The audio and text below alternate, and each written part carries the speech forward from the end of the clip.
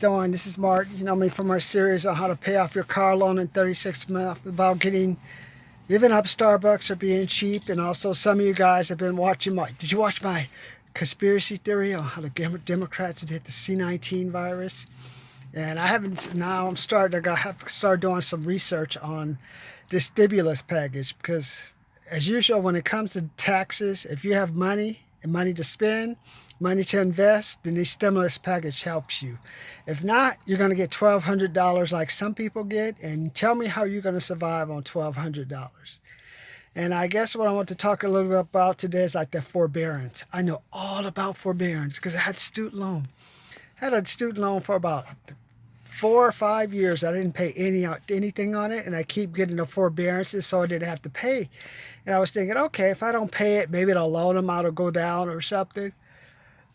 Loan amount never went down for 4 or 5 years till finally I got a call on the phone. Mr. Morris, you're working, everything, your finances are stable. We need you to pay on your student loan or we're going to garnish your wages. And I was like, okay, what does garnish the wage mean? And she said, we're going to take money out of your check or start taking money out of your account because the forbearance period has ended and you have the finances to pay their bills. So you no longer need a forbearance. And then I was begging her because I had money going out and I wasn't prepared for someone to call me on the phone and say, hey, you need you to pay your bills. And she just rolled me. She's like, we're going to take your money. I'm going to take your income tax. And I believed her. And she said, hey, you had enough time. It's time for you to make good on what you owe. I made good on what I owe since that day. It was about $93,410 or something. It'll be down to $31,789 by the end of next week. And it'll be down to below $30,000 by the end of June. So when I hear about this talk about forbearance for like the apartments and the houses, especially for the home. So if you got a forbearance for a home, it's the same as I got mine for my student loan, which means you still owe the money. They're just buying you time. It's like being in debt with the bookie. Bookie said, hey, Martin, I'm going to break your leg, but I'll give you an extra 30 days. Come up with the money plus 10% on top of it. It's all cool, bro. Otherwise, get ready for a trip to the ER or whatever. And that's what it is. So you got 90 days. That means you have 90 days to come up with money to pay the bill. And I just don't see how people I remember I got into this situation in 2008 and I was paying $1,700 and I fell behind 2 months. So that's $3,400 plus they charge you about another $100 in fees. So you're looking I was like $3,600 plus the payment I had coming up. So I had to come up with like $5,400 to bring everything current. And it's like if I pulled it off, but if I didn't, the house was going to go into foreclosure. So now you're telling people who have been at home since April 1st or more, or since whatever, mid-March or so, just before that St. Patrick's Day, especially people working in restaurants, retail, Macy's just furloughed people, so I don't know if they're going to get paid or not. People with Disney, just think about all those people with the home. Unless the home is in the hood, you're paying like $600 or $700, or you swindle some old lady out of her house. I don't know. Your housing payment has to at least be like $1,000, $1,200. Especially on this last housing boom, I know people went out were buying houses, and now they're gonna have to try to come up with 90 days worth of payments. Well, I don't think that's going to happen. So you're going to look at basically a collapse in the housing market in about 7 to 14 months. Easy. So that's what I see happening. So what do you need to be doing right now, I think? What I'm doing right now, I'm going to go to the bank, put $1,400 in the bank. As soon as I get off today, start saving money from my bank, from my check, and putting it in the bank. Don't need any money. Save it for a rainy day to pay my rent. Even I came out of my apartment today. The apartment complex had a note, hey, make sure you pay that. And I was thinking, yeah, that was the time. I remember I was down like $14,000 to Bank of America. And I had to pay them off. And they closed off my line of credit and everything. So, I mean, I know what it's like to have money due. I had 2 duplexes. I lost them because I made a mistake of assuming the tenants were going to pay the rent. Never assume that.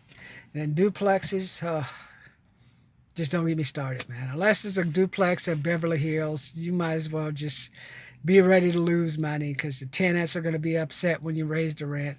It's just funny. Anyone who thinks you own property, they think you have money to spend and they want to spend your money. Well, right now, a lot of people are just like, because of all the lockdown stuff, you always on self-imposed lockdown. I'm a black man. I know it's a lockdown. It's a lockdown. And you're locking yourself down. But the problem is people don't have any money to survive the lockdown. So I see like the housing thing just being a disaster. And I don't know what's going to happen with some of these apartments because I know people aren't going to pay. And then the problem is they don't pay and they don't leave. So that's what I hated about being a property manager. You got the property. Okay, it's okay if you don't pay. Why don't you leave? Let me turn over the unit and you can go. But oh no, people don't want to leave. They're like, oh no, it's my right. You discriminated against me. No, I'm discriminating against you because your fucking cat's pissing on the wall. You're tossing bones over to the other guy's whatever, some dog, and he's choking. These people are just doing strange things. You get rid of them, and then they don't want to leave because you know what? These stupid politicians keep them in. I understand about discrimination and all that, but if a person's fucking up your apartment, breaking windows, having parties, changing oil in your driveway, getting you code violations for stuff they should have already fixed, how is that myself? Am I God? So you're saying that all property owners are God? So I got to solve all the problems. I got to be this person's parent, tell them how to fix it. So I'm just I just know people in these apartments, they ain't gonna go. So you're looking at 2 to 3 months getting them out. As soon as you get them out, they gotta clean the units. Then after you clean the unit, you're gonna hike the rent up. So what you're gonna see probably by September or October, I think rents will explode by at least $100 to $200. And if the rental market people or the property owners aren't able to do it, they'll sue, go to the Supreme Court. It'll all get tossed out. And all the rent control stuff will really hit the fan. So be ready for that. But what I want you to do now is you're in the eye of the storm now. So if you have some money, put that money away. Don't drink, don't smoke, don't smoke. Like I say, you always hear me, don't smoke the weed. Don't need to be smoking the weed because a lot of people are about to get smoked. About May 1st, when they find out they got no money, you've been furloughed. Macy's, 125,000 people have been furloughed, man.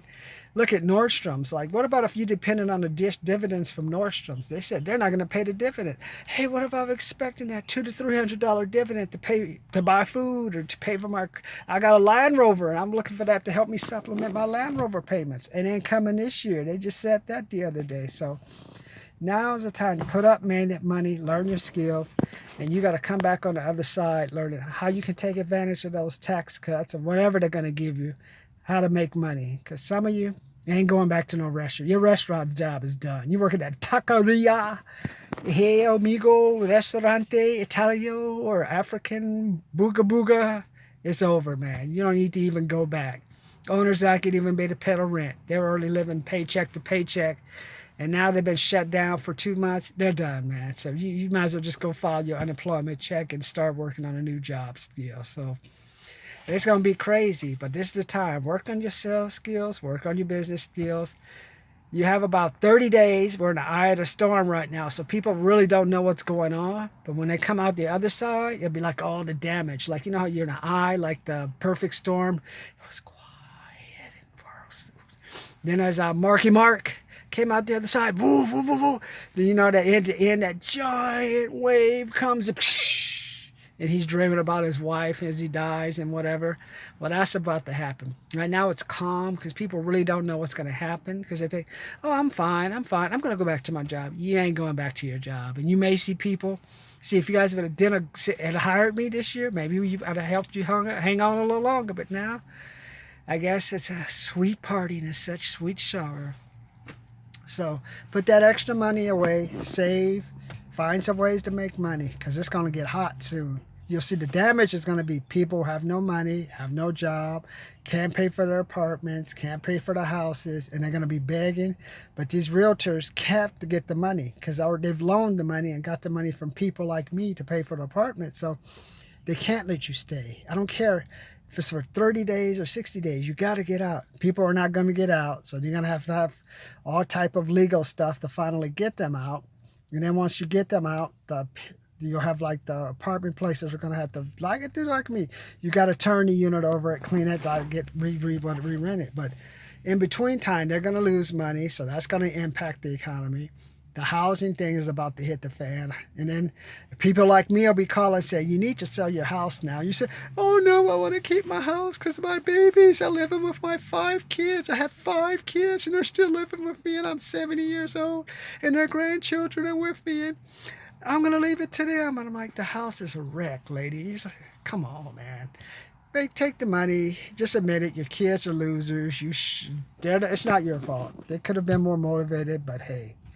Sell the house, take that money, rather than trying to keep a house that's going to be worth nothing. In the neighborhood, you're probably across from a railroad track, you're probably across from a Section 8, probably across from a school, you hate the kids, or you're probably by a main thoroughway. It's time for you to go. So some of you guys, this could be a blessing. Sell the house, get out, get you a nice apartment, have a nice life, get rid of the kids that are leeching off of you.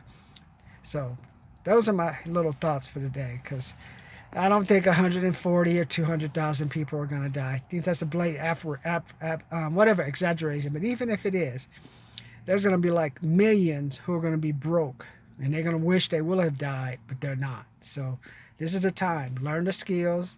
Watch your expenditures. If you can find a way to make some money right now, go out and make some money. And if you're in an apartment, stay in your apartment. And if you own a house, sell the house. Remember, keep the apartment, sell the house. Unless your apartment's like in a crazy Section 8 area and you know you're not going to get any. If you're like even if you're, get rid of the apartment if you're in a bad area. Because now the rents are going to drop temporarily. You can get away from the hood and get a good place. So try that. So subscribe, comment, like. Subscribe, comment, like. Bringing you to some serious business stuff now, so. We're coming out of the eye of the hurricane. You're going to assess the damage. Just make sure when the damage starts happening, you have enough money to hold on. Buy yourself some water. Buy yourself some food. Make sure you pay your apartment person the money they owe. If not, hey, go to them honestly. Tell them, hey, I don't have the money. Can I get out the lease? At least don't be a burden on them. Show yourself to be respectful, and they'll respect you.